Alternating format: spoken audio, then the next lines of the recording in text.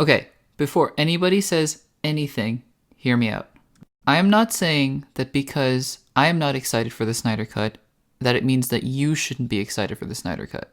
So please keep that in mind, because I understand that a lot of people are not going to agree with this statement, and that's okay. This is just my personal opinion, and I'm going to do my best in this video to explain why I believe what I do. But it does not mean that you shouldn't be excited for the Snyder Cut. Not at all. Secondly, I fully understand that the Snyder Cut, when it comes out, might be absolutely incredible. And I understand that. When Toy Story 4 was coming out, I thought it was going to be the worst movie of all time. Turned out, it was one of my favorites of 2019. Expectations don't determine how you actually feel about a given movie. But here we are, the Snyder Cut is coming, and yes, the title is not clickbait. I am not excited about Zack Snyder's Justice League. Let me get the obvious out of the way, just up front. I am not the biggest fan of Batman v Superman or Man of Steel. I'm just not. And like I said at the beginning of this video, if you are, totally fine, totally great. I completely respect that. I just personally am not a big fan of those movies. And I also understand that Zack Snyder has a very distinctive style. There's no denying that whether or not you enjoy Batman v Superman, Justice League, or Man of Steel, that he has a style to him. Whether it's the slow motion shots, the sweeping action, the dialogue, which I don't necessarily think is the greatest, but it is what it is. He has his own way of making films. So right off the bat, I want to say this. I am fully aware of all the extenuating circumstances that went on with the Snyder Cut, with Joss Whedon, with the theatrical cut. I am fully aware of that. And I understand that Zack Snyder went through a horrific experience, a horrific personal experience. And my heart goes out to him. I truly feel awful for what he had to go through. And the fact that he didn't get to make his Justice League is not his fault. There's nothing he could have done about that. He had to step away, and Warner Brothers had to finish the movie, and they hired Joss Whedon, and the rest is history. And so with this Snyder Cut coming, I hear a lot of people just assuming that it's going to be the greatest thing ever because they just didn't like Joss Whedon's Justice League. On a separate note, I thought Joss Whedon's Justice League was okay. I didn't love it. I didn't absolutely hate it. But yes, I could see where there would be plenty of room for improvement in a Zack Snyder cut. However, all of the extenuating circumstances aside, just looking at what Zack Snyder would have given us as a film if he had been able to make the Justice League that he wanted to make, I'm not so convinced that I would have liked it a lot more than Joss Whedon's Justice League.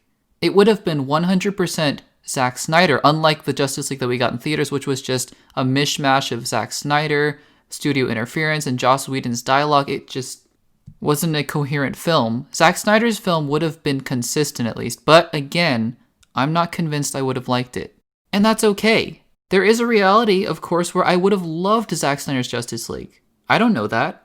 We'll never know what the theatrical 2 to 3 hour cut of Justice League would have looked like if Zack Snyder had gotten to finish it, because now we're getting a 4.5 hour miniseries. But the thing about this Snyder Cut is that it is all Zack Snyder. It's called the Snyder Cut, Zack Snyder's Justice League. And so, based on what I've seen before from him, I cannot be confident that I'm going to enjoy the Snyder Cut. Look, just because he is getting to make his version of Justice League, which again, in the background, behind the scenes, all the reasons why he is getting to make his Justice League, I completely understand. And I feel, again, really bad for what Zack Snyder had to go through in order to get to where he is now making the Snyder Cut. I understand. But the final product, I'm not so sure about. And again, I may love the Snyder Cut. I may. But that'll be for me to decide when it comes out, and that'll be for all of you to decide when it does come out. The trailer has only cemented what I thought about the Snyder Cut. It is Justice League, but Zack Snyderified. And again, I wasn't a big fan of Batman v Superman. I wasn't a big fan of Man of Steel.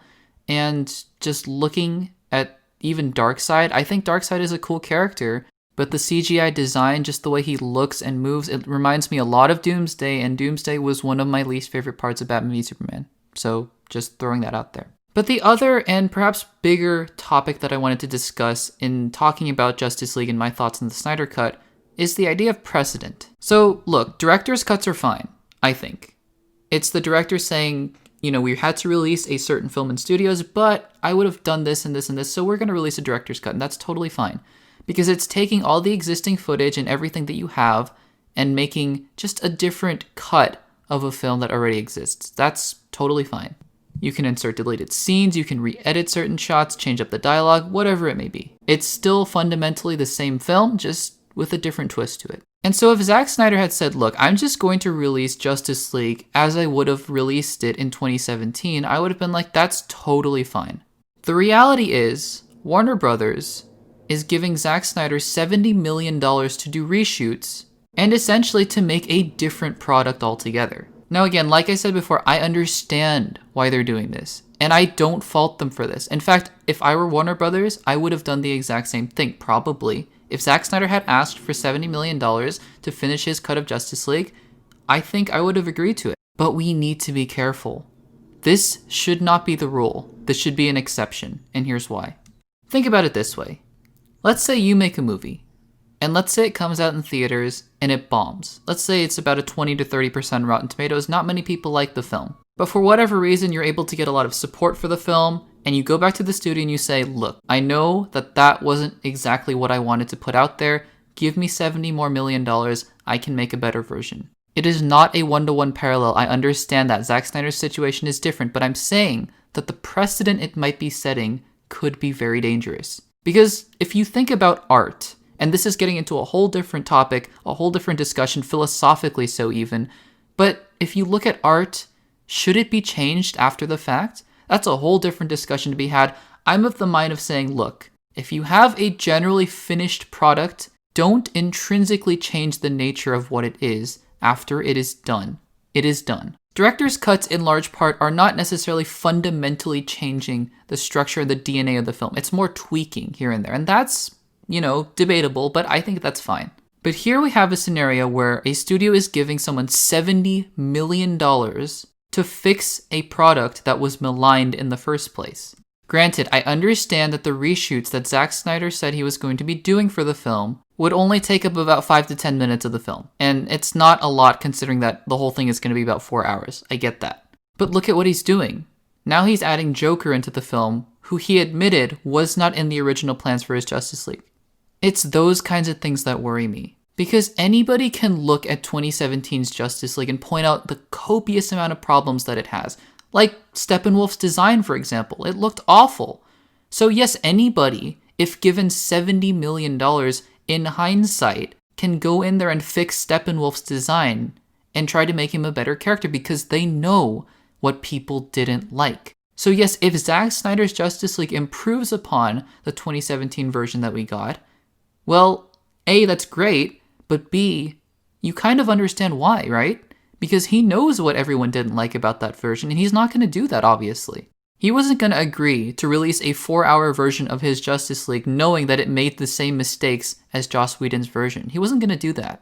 So at the end of the day, look, this gets into a whole discussion about whether art should be altered after the fact, but the point being that while I think Zack Snyder's Justice League should be made in this scenario because of just the horrible situation that Zack Snyder was put in, from no fault of his own though, I do think that this Snyder Cut of Warner Brothers giving Zack Snyder and individual filmmakers $70 million to go in after the fact and try to fix the problems that people had with the old Justice League while also trying to recreate his own vision, I think that could be potentially very dangerous.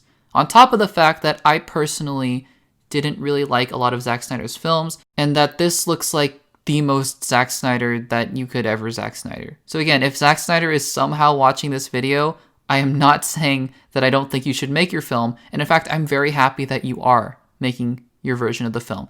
I'm just saying that the implications that this has in the future going forward for other filmmakers who think that they can go back in history and revise their films based on the mistakes that they made and the things that people didn't like could have some really interesting and potentially disastrous consequences for the filmmaking industry. But anyways, those are my quick thoughts on the Snyder Cut. What do you guys think? Do you guys agree or disagree? Let me know in the comments down below.